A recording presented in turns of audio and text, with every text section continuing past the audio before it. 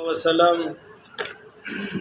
على عباده الذين اصطفى اما بعد فاعوذ بالله من الشیطان الرجیم بسم اللہ الرحمن الرحیم۔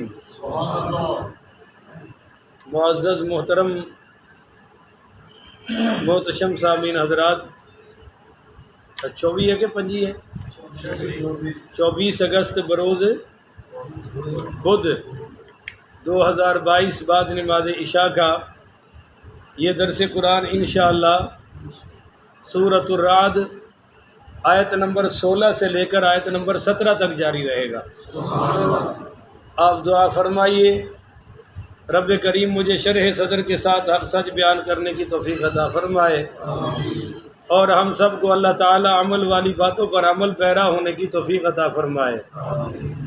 کل کی نشست میں یہ بیان ہوا تھا اینڈ پر کہ جو کچھ بھی ہے آسمانوں میں اور زمین میں وہ اللہ تعالیٰ کو سجدہ کر رہا ہے، خوشی سے یا نہ چاہتے ہوئے، اور جو صبح و شام سائے نکلتے ہیں درختوں کے، دیواروں کے، یہ سائے بھی اللہ تعالیٰ کو سجدہ کر رہے ہیں۔ آج کی آیت میں، آیت نمبر 16 میں اللہ تعالیٰ نے فرمایا کہ میرے محبوب ذرا ان مشرکوں سے ایک سوال تو کرو، قل آپ ان سے فرمائیے، ان سے پوچھئے کہ مر رب السماوات والارض، کہ کون ہے رب آسمانوں اور زمین کا۔ ایک روایت میں آتا ہے کہ جب ان سے پوچھا گیا، امام بغوی رحمۃ اللہ علیہ نے یہ روایت نقل کی ہے کہ آگے سے وہ کہنے لگے عجیب انتا، جب ان سے حضور نے پوچھا کہ بتاؤ زمین اور آسمانوں کا پروردگار کون ہے، رب کون ہے، کہنے لگے آپ بتائیں کون ہے۔ تو اللہ تعالیٰ نے فرما دیا کہ قل للہ، اے میرے محبوب آپ فرما دو کہ صرف اللہ۔ تو زمین و آسمانوں کا رب کون ہے؟ اللہ۔ جب زمین کا رب اللہ تو زمین والوں کا رب بھی اللہ، جب آسمانوں کا رب اللہ تو آسمان والوں کا رب بھی اللہ، تو پھر عبادت کس کی ہونی چاہیے؟ یہی دلیل اللہ تعالیٰ نے سورہ بقرہ میں دی کہ یا ایھا الناس، او لوگو، اعبدوا، عبادت کرو میری، کیوں؟ ربکم، میں تمہارا رب ہوں، بولو میں تمہارا رب ہوں، والذین من قبلکم، جو تم سے پہلے گزرے ہیں میں ان کا بھی رب ہوں، اعبدوا ربکم الذی خلقکم والذین من قبلکم، میں تمہارا رب ہوں اور تمہیں پیدا کرنے والا ہوں، اور جو تم سے پہلے گزرے ہیں ان کا بھی رب ہوں اور ان کا بھی پیدا کرنے والا ہوں میں۔ الذی جعل لکم الارض فراشا، میں نے ہی تو زمین تمہارے لیے فرش بنایا ہے، والسماء بناء، میں نے ہی تو تمہارے لیے آسمان کو چھت بنایا ہے، وانزل من السماء ماء، میں ہی تو تمہارے لیے آسمانوں سے بارشیں نازل فرماتا ہوں، فاخرج به من الثمرات رزقا لکم، یہ زمین سے جو رزق ہے یہ بھی تو میں تمہیں نکال کے عطا فرما رہا ہوں نا۔ تم تو گنے کا بیج ڈال کر زمین میں سو جاتے ہو، یہی تو اللہ نے پوچھا سورہ واقعہ میں، اَأَنْتُمْ تَزْرَعُونَهُ أَمْ نَحْنُ الزَّارِعُونَ، او زمینداروں، کسانوں، یہ کھیتی باڑی تم کر رہے ہو یا میں کر رہا ہوں؟ اللہ کر رہا ہے۔ آپ کا کیا خیال ہے؟ اب کسان کہے گا جی میں نے کیا ہے، تو اللہ کہتا ہے تو نے تو ایک چاول ڈالا ہے، اس کا سٹا میں نے تمہیں بنا کے دیا ہے، کہ اندر سارا سسٹم، اور پھر تم گندم کے موسم میں ڈالتے ہو تو گندم کا سیٹا آتا ہے، زمین تو وہی ہے، پانی بھی وہی ہے، سورج بھی وہی ہے، تو یہ سب کچھ تمہیں دینے والا کون ہے؟ اللہ۔ ایک ہی جواب ہے کہ صرف اللہ، بولو صرف اللہ۔ قل، اب انہیں فرمائیے، افاتخذتم من دونہ اولیاء، کیسے تم نے بنا لیے ہیں اللہ کے سوا اولیاء، اپنے حمایتی، لا یملکون لانفسہم نفعا ولا ضرا، جو اختیار نہیں رکھتے اپنے لیے بھی کسی نفع کا اور کسی نقصان کا، جو اپنے کسی نفع نقصان کے مالک نہیں، ظالموں وہ تمہیں کیسے نفع نقصان پہنچا سکتے ہیں؟ آپ سے خصوصی اپیل ہے کہ یہ مت سمجھا کرو کہ وہاں نہیں جائیں گے تو اللہ نہیں سنے گا. جاؤ، آپ نے جہاں جانا ہے، کسی ولی کے مزار پر جانا ہے، داتا صاحب جانا ہے، جاؤ، اور جانا چاہیے. آپ نے جس مرشد خانے پہ جانا ہے جاؤ، پر یہ مت سمجھو کہ میں وہاں نہ گیا تو رب سنتا نہیں ہے. اس سے بڑا کفر دنیا میں کوئی نہیں ہے. رب سب کی سنتا ہے، ہر حالت میں سنتا ہے اور ہر جگہ پر سنتا ہے. وہ اللہ کوئی ریٹائرڈ نہیں ہو گیا جس کے بارے میں یہ جعلی پیر لوگوں کو گمراہ کر رہے ہیں. وہ اللہ ہے، الحی القیوم ہے. کیا بخاری مسلم میں نہیں پڑھا کہ وہ ہر رات تہجد کے وقت اس آسمان دنیا پر آ کر خود آواز لگاتا ہے کوئی مانگنے والا، میں دینے کے لیے آ گیا ہوں. کیا اس نے اعلان نہیں کیا کہ نحن اقرب الیہ من حبل الورید؟ میرے بندے، مجھے زمین آسمان میں نہ ڈھونڈ، موسموں میں نہ ڈھونڈ، درختوں میں نہ ڈھونڈ، پتھروں میں نہ ڈھونڈ، بدلتی رتوں میں نہ ڈھونڈ. ارے مجھے اپنے من میں ڈوب کر پا جا سراغ زندگی، میں تو تیری شہرت سے بھی زیادہ قریب ہوں. سبحان اللہ. آپ مانگیے، جہاں جا کے مانگنا ہے اللہ قبول کرے گا. پر یہ مت سمجھو وہاں نہ گیا تو یہاں نہیں سنے گا. یہاں بھی سنتا ہے، وہاں بھی سنتا ہے. اور اہل سنت کا اصل عقیدہ بھی یہی ہے کہ اللہ ہر جگہ سنتا ہے. کوئی بات سمجھ آ گئی جناب؟ لا یملکون لانفسہم نفعا ولا ضرا. جن کو انہوں نے اللہ کے سامنے اولیاء اپنے کارساز بنا رکھے ہیں، یہ اپنے نفع نقصان کے مالک نہیں ہیں. اور اللہ نفع سے بھی پاک ہے، اللہ نقصان سے بھی پاک ہے. اب ایک آدمی کہتا ہے جی ہم حضور کے بارے میں کہتے ہیں حضور فرماتے ہیں، اللہ کے بارے میں کہتے ہیں اللہ کہتا ہے. تو یہ کیا بات ہوئی؟ میں نے کہا جی وہ حضور کے بارے میں تو کہیں گے کہ حضور فرماتے ہیں، کیونکہ سرکار دو عالم صلی اللہ علیہ وسلم کی شان میں تو کمی بھی واقع ہو سکتی ہے اور زیادتی بھی واقع مثلا حضور کی تو کہنے سے توہین واقع ہو سکتی ہے، مگر اللہ کی شان بڑھنے سے بھی پاک ہے، گھٹنے سے بھی پاک ہے. اس لیے اللہ کو تو اور آپ کہنے سے کوئی فرق پڑتا نہیں ہے. چلیے جی، قل، اب آپ ان سے پوچھئے، هل يستوي الاعمى والبصير، کیا اندھا نابینا اور بینا برابر ہو سکتے ہیں؟ نہیں. آپ کا کیا خیال ہے؟ نہیں. نابینا اور آنکھوں والے برابر ہو سکتے ہیں؟ نہیں. اس آیت میں اللہ نے آنکھوں والے نبینے کی توہین نہیں کی کہ ہن تسی وہ کسی فزیکلی نبینے کو پوچھتے پھریں کہ میں اور تم برابر نہیں ہو سکتے. ایسی بات نہیں ہے. یہ اللہ ہر کافر کو اندھا فرما رہا ہے. بولیے، ہر کافر کو اور ہر مسلمان کو اللہ آنکھوں والا فرما رہا ہے. کفر کا اندھیرا، شرک کا اندھیرا، بت پرستی کا اندھیرا. دیکھو بھائی، عیسائیوں کا اپنا شرک ہے کہ اللہ کی بیوی بنا رکھی ہے، اللہ کا بیٹا بنا رکھا ہے، معاذ اللہ استغفر اللہ. یہودیوں کا اپنا شرک ہے، عزیر علیہ السلام کو اللہ کا بیٹا بنا رکھا ہے. اور ہندوؤں کا تو پھر کمال ہے، جو ہمارے پڑوسی ہیں ہندوستان والے، انہوں نے تو سپ کا بھی خدا بنا رکھے ہے، ہاتھیاں کا بھی بھگوان بنا رکھے ہے. پتہ نہیں کتنی دیوتے اور دیوتیاں کڈی پھر دینے، ہر چیز کا ان کا علیحدہ خدا ہے. تو خیر اللہ کہہ رہا ہے یہ سب اندھے ہیں، اور دنیا میں سب سے بڑا اندھیرا شرک اور کفر کا ہے، وہ ان کے پاس ہے. اور دنیا کی سب سے بڑی روشنی لا الہ الا اللہ محمد الرسول اللہ ہے. کائنات کی سب سے بڑی روشنی اللہ کا قرآن ہے، وہ ہمارے پاس ہے. کائنات کی سب سے بڑی روشنی حضور کا فرمان ہے، وہ حدیث کی صورت میں ہمارے پاس ہے. پھر نماز روشنی ہے، صدقہ نور ہے، پھر آپ کی زکوٰۃ نور ہے، آپ کی ہر حج نور ہے، آپ کے عمرے نور ہے. یہ جو آپ اللہ کے گھر میں بیٹھ کے دین سن رہے ہیں، یہ سننا اور سنانا بھی نور ہے. تو یہ کافر اندھیرے والے اور یہ روشنی والے برابر نہیں ہو سکتے. کیا حل تستوی الظلمات والنور، کیا ایک جیسے ہو سکتے ہیں اندھیرے اور روشنی والے؟ نہیں. آگے آ نا، حل تستوی الظلمات، ظلمات اندھیرے بہت زیادہ ہیں، کفر کے، شرک کے، ظلم کے، ہر زیادتی اندھیرا ہے، اور نور ایک ہی ہے، اور وہ ہے اللہ کا وحدہ لا شریک ہونا. اندھیرے تو بدلتے رہتے ہیں مگر نور کبھی بدلتا نہیں ہے. اچھا جی، ام جعلوا للہ شرکاء، کیا انہوں نے بنائے ہیں اللہ کے لیے ایسے شریک، خلقوا کا خلق اللہ، خلقو کا خلقی ہی، جنہوں نے کچھ پیدا کیا ہے، جنہوں نے کچھ خلق کیا ہے، یہ ہوتا ہے استفہام انکاری. بولو استفہام، یعنی آپ جب کسی نکمے بیٹے سے خطاب کرتے ہیں تو یہ وہ کی کیتا کی ہے تو کہتے ہیں نا کہ انہیں کچھ کیتا ہے جڑا تسی پوچھ رہے ہو کی کیتا ہے، یا احساس دلا رہے ہو کہ تو کچھ کر سکے آپ.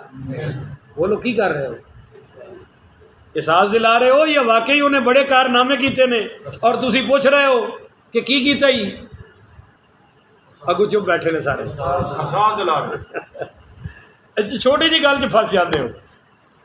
میں پوچھ رہا ہوں کہ بھائی ایک بیٹا ہے نکما ناکارا اور آپ اس کو پوچھو تو کیتا کی یہی آج تک کی کیتا ہی، یہ جڑا تسی پوچھ رہے ہو کہ کیتا کی ہے، یہ واقعی انہیں بہت کچھ کیتا ہے، تسی جانن واسطے پوچھ رہے ہو یا انہوں احساس دلا رہے ہو کہ تو بڑا نکما ہے؟ احساس دلا رہے. احساس دلا رہے ہو نا. اے ہی بالکل اتنے ہوا ہے.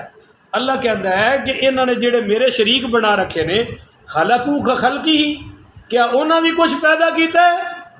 ہائے ہائے ہائے نہیں سمجھے، کیا انہوں بھی کوئی شے تخلیق کیتی ہے؟ فتشابہ الخلق علیہم، کہ انہوں مشابہ پہ گیا ہے، انہوں اشتباہ ہو گیا ہے کہ پتہ نہیں خالق ہو ہے یا ہے، یعنی کوئی شے انہوں بھی بنائی ہے.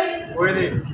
تو پھر یہ کیوں ٹکرا پہ مار دینے جدو ہر شے بنائی میں ہے. سبحان اللہ. یا تے کوئی شے انہوں بھی بنائی ہوندی نا جڑا انہوں شک پہ جاندہ کہ یار اے خالق ہے یا او مخلوق ہے.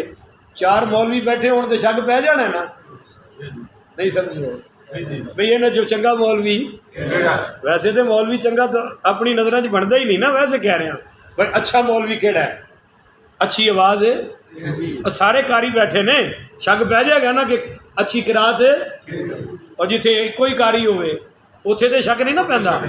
اللہ کہندا ہے یا تے پوچھ نا جنہوں نے میرا شریک بنایا انہوں بھی کوئی شے پیدا کیتی ہے جڑا انہوں شک پہ ہے کہ اے خالق ہے یا او خالق ہے، جب سب کچھ میں ہی پیدا کرنے والا ہوں، سب چیزوں کا خالق اور مالک میں ہی ہوں، تو پھر قل اللہ خالق کل شیء، آپ فرما دو ان سے کہ ہر چیز کا خالق صرف اللہ ہے. وَهُوَ الْوَاحِدُ الْقَهَّارُ، اور وہ ایک ہے اور سب پر غالب ہے. بولو سب پر، ہاں واحد القہار. انزل من السماء، آؤ تمہیں اللہ کہتا ہے میں اپنی شان بتاؤں. اب یہ آپ کو تھوڑا سا زور لگانا پڑے گا.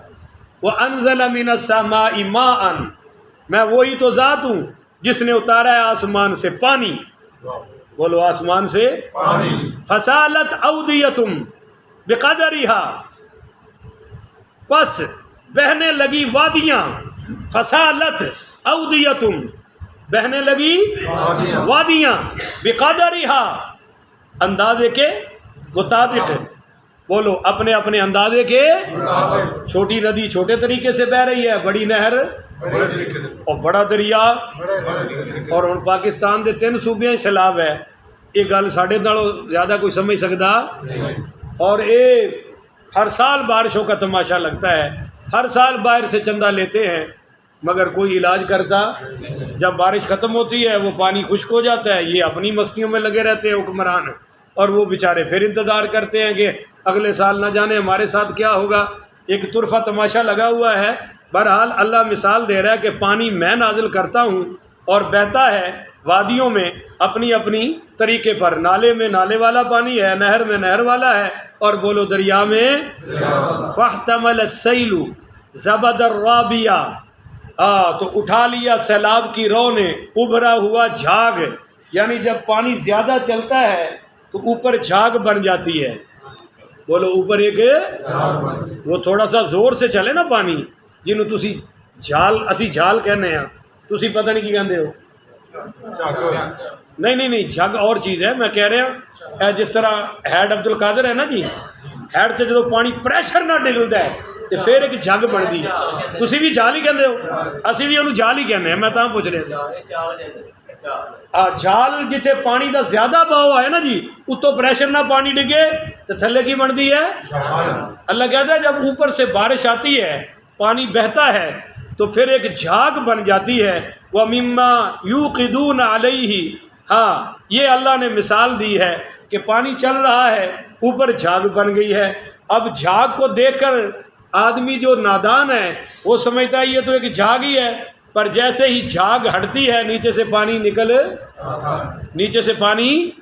نکل آتا ہے، پانی ظاہر ہو جاتا ہے.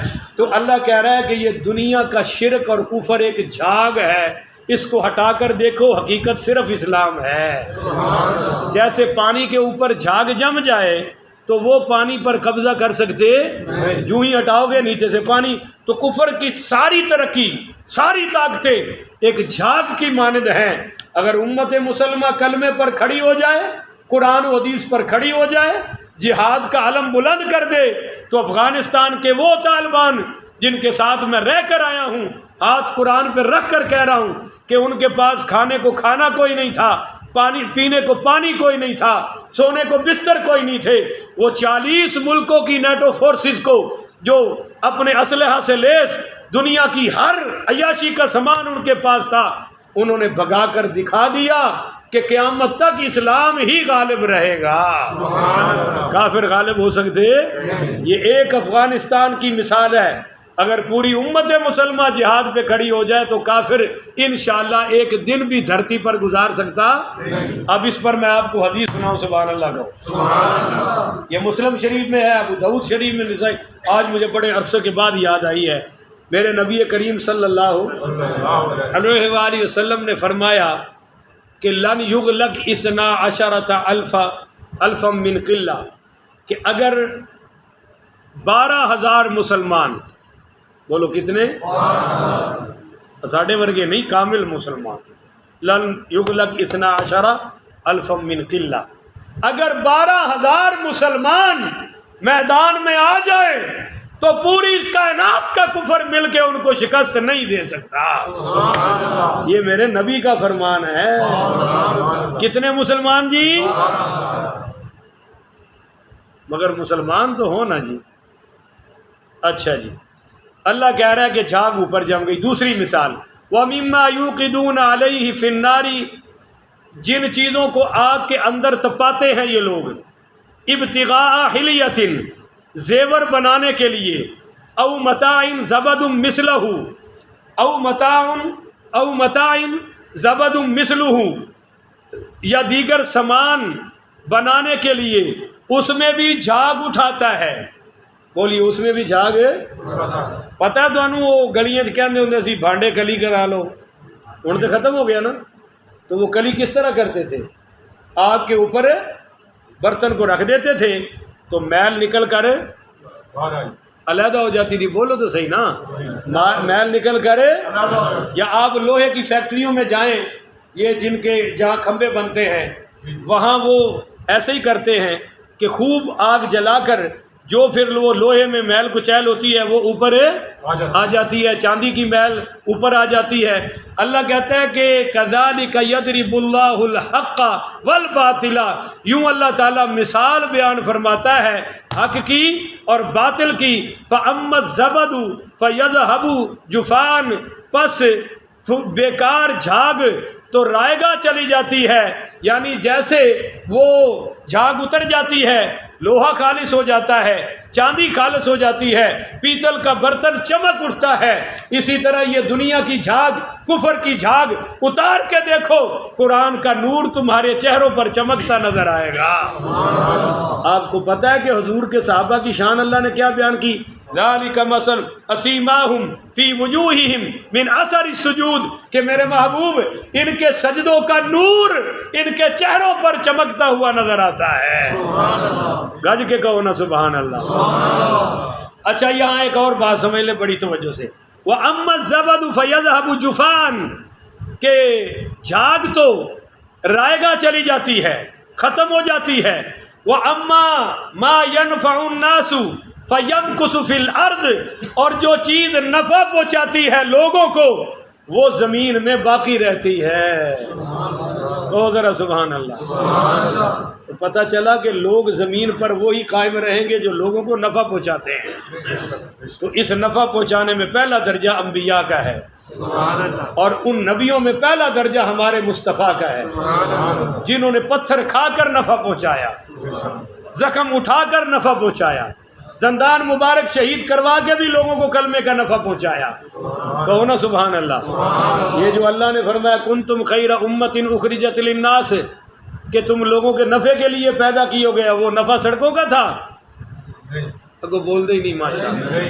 کیا اللہ تمہیں مقتدی دیتے نے، ہر منٹ بعد فریج چ لگے ہوندے نے. میں پوچھ رہا ہوں کہ یہ نفر روڈوں والا ہے، سوئی گیس والا ہے، کپڑوں والا ہے؟ یہ اگست کا مہینہ جاری ہے، جشن آزادی منایا ہے، تو جشن آزادی کا کیا مطلب ہے؟ آپ سے پوچھتا ہوں اگر پاکستان علیحدہ نہ ہوتا تو سڑکیں نہ ملتی؟ بولو زور سے بولو. انڈیا میں سڑکیں ہیں یا نہیں ہیں؟ تو کس لیے قربانی دی تھی؟ روٹی کپڑا مکان. 10,000 یا 1,000 خاندانوں نے، جس کے چند لوگ ہیں، انہوں نے ہمیں ایسی ڈگڈگی پہ لگایا ہے. یہ پاکستان کے بھی دشمن ہیں اور ملت پاکستان اور مقاصد پاکستان کے بھی دشمن ہیں. کوئی آپ سے روٹی کپڑے مکان کے نام پہ ووٹ لے رہا ہے. میں آپ سے پوچھتا ہوں اگر پاکستان علیحدہ نہ ہوتا تو سین میں نہیں ملنے تھے؟ بولو نا. پھر روٹی کپڑا مکان نہیں ملنا تھا؟ تو وہ جو 16 لاکھ افراد نے پاکستان کے قیام کے لیے قربانیاں پیش کی، وہ کیا یہی جمہوریت کے مسئلے تھے؟ وہ روٹی کپڑے مکان اور گیس اور مہنگائی اور سستائی کے مسئلے تھے؟ ظالموں، اس وقت مسئلہ صرف لا الہ الا اللہ کا تھا اور محمد الرسول اللہ کا تھا. اور آج تم لے جاتے قوم کو کس کنارے پہ کھڑا کر کے بیٹھ گئے ہو. آئیے جناب، اللہ فرما رہا ہے وہی چیز قائم رہے گی جو لوگوں کو نفع پہنچاتی ہے. اس میں پہلا درجہ آمنہ کے لال کا ہے، پھر نبی کے صحابہ کا، پھر ان کے شاگردوں کا، تابعین کا، پھر تبع تابعین کا. اس کے بعد اس دھرتی پر لوگوں کو سب سے بڑا نفع پہنچانے والے اولیاء اللہ ہیں. صحابہ، اہل بیت، تابعین، تبع تابعین کے بعد بولو کون ہے؟ نہ زور سے بولو بھائی. وہ آج بھی نفع پہنچا رہے ہیں. اللہ کی قسم، ان کے مزاروں سے بھی لوگوں کو نفع مل رہا ہے، ان کے ذکر سے بھی لوگوں کو نفع مل رہا ہے. ہاں جی، ان کا ذکر کرو، ان کے کارنامے بیان کرو، اس سے بھی لوگوں کے دلوں میں ایمان مضبوط ہوتا ہے. کذالک یضرب اللہ الامثال، یوں ہی اللہ تعالیٰ مثالیں بیان فرماتا ہے. وَأَمَّا مَا يَنْفَعُ النَّاسَ فَيَمْكُثُ فِي الْأَرْضِ. کتاب المان ایک عجیب نکتہ لکھا ہے کہ جو مال تم لوگوں کے نفع کے لیے خرچ کرو گے، اللہ وہ مال بھی تمہارا قائم رکھے گا.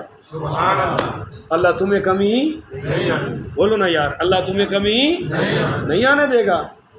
لہذا جن کے پاس مال ہے وہ لوگوں کی مدد کرتے رہیں. اللہ کہہ رہا ہے کہ میں تمہارا مال باقی رکھوں گا. بولو تمہیں کمی. ہاں جی، ہم وہ مسلمان تھے، محمد ابن قاسم 18 سال کا لڑکا ایک بچی کی عزت کے لیے ملتان تک پہنچا ہے. اور آج دیکھو ایک بچی کے ساتھ فیصل آباد میں کیا ہوا ہے. اللہ کی قسم تو خبریں سننے کو دل نہیں کرتا. میاں والی کے ظالم سگے باپ نے پیدا ہوتے ہی بچی کو فیر مار دیا کہ لڑکی کو پیدا ہوئی ہے، اور ان کو یہ نہیں پتا کہ میرے آقا نے فرمایا تھا میری نسل میری بیٹی سے چلے گی. کہو نا سبحان اللہ. ہاں جی، تو اس لیے اللہ تعالیٰ نے فرمایا کہ ان اللہ لا یغیر ما بقوم، اللہ اس قوم کی کبھی حالت نہیں بدلتا حتی یغیر ما بانفسہم، جو اپنے آپ کو چینج. اور یہ تبدیلی جو ہے نا، یہ تمہارے ان کھوکھلے نعروں اور بڑے جلسوں سے نہیں آئے گی، یہ اللہ کے قرآن سے آئے گی اور محمد کی میٹھی زبان سے آئے گی. یہ تبدیلی ایسے آئے گی، بولو تمہارے ان نعروں سے تبدیلی. بس ایک ہمیں ڈوبڈبی کے لگا. آپ کو اقبال کا شعر سنا کے درس ختم کروں. کل اسی درس کا خلاصہ ہوگا، کہو انشاءاللہ. کچھ ہی کہو نا انشاءاللہ. آپ سے دعا کروا رہا ہوں اور رات کو پھر رو رو کے دعا مانگتا ہوں کہ یا اللہ قرآن کی تفسیر میں میری زبان پہ وہ باتیں لا جس کی مجھے بھی اور میرے بھائیوں کو بھی ضرورت ہو، اور جو میرے سننے والے ہیں میڈیا پر، اللہ ان کو بھی اس کا نفع عطا فرمائے. اب توجہ سے سنیے. علامہ اقبال کہتا ہے کہ یہ راز ایک مرد قلندر نے کیا فاش، ہر چند کے دانا اسے کھولا نہیں کرتے. یہ جمہوریت ایک طرز حکومت ہے جس میں بندوں کو گنا جاتا ہے تولا نہیں کرتے. اس میں تو گنتی چلتی ہے بھائی، وزن چلتا ایک اللہ کے ولی کا ووٹ بھی ویسا ہی ہے اور بھنگی چرسی کا ووٹ بھی برابر ہے جی. یہ جمہوریت کے کرشمے ہیں. تو خالق کل شیء، ہر چیز کا خالق کون ہے؟ اللہ. اور یہ جو بکواس کرتے ہیں پاکستان کا خالق مسٹر محمد علی جناح، یہ بھی کفر ہی ہے. پاکستان کا خالق بھی اللہ ہے. بولو، پاکستان کا خالق بھی اللہ. اور کہنا جی شاعری کا خالق تو علامہ اقبال ہے. یہ خالق والق کا جو لفظ ہے نا، یہ کسی مخلوق کے ساتھ لگ ہی نہیں سکتا. خالق صرف اللہ کو سجدہ ہے.